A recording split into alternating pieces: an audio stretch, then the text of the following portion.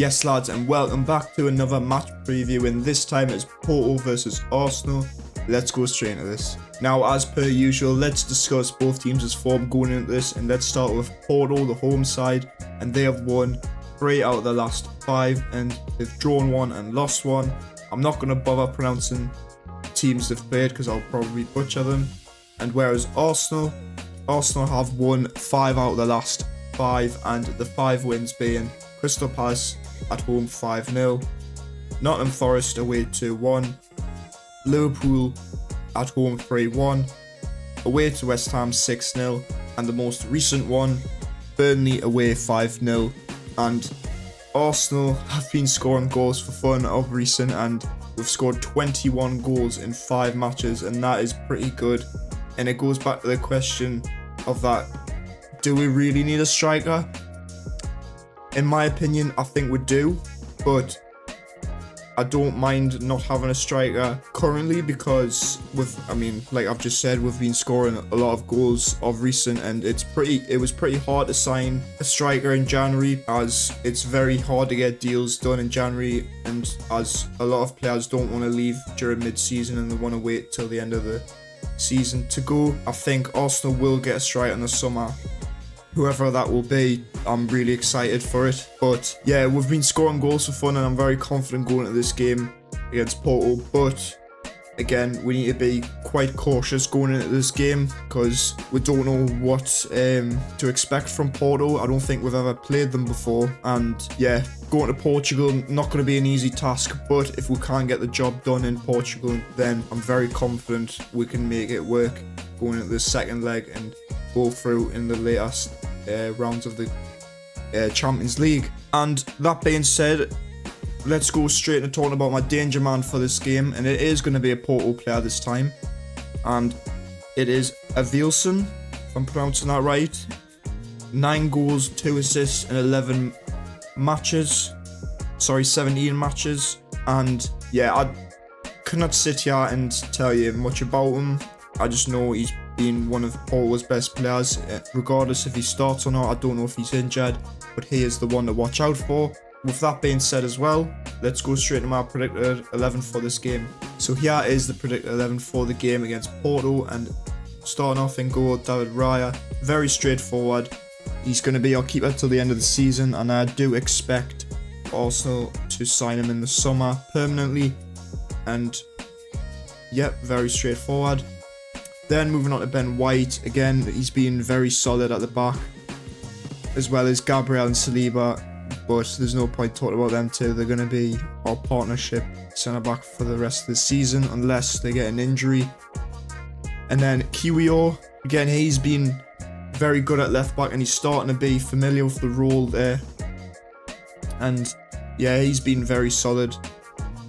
And I've always rated him as a defender, I don't know about him going forward as a left back, but he's starting to get used to that position now, and I'm very happy with him. Then moving on to midfield, Rice, Havertz and Odegaard. Havertz, again, he's been solid recently, and he's starting to pop up with some goals as well, and hopefully he can pop up with another goal against Porto. Then Rice, again, he's been so good in that midfield, man. He makes such a huge difference, and he's a future captain in the making for this team.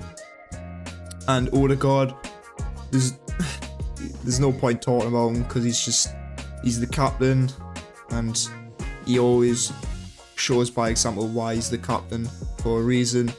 And then moving on to the front three, Saka, Trossard and Martinelli. That front three's been so fluid recently, and it's been popping up with so many goals.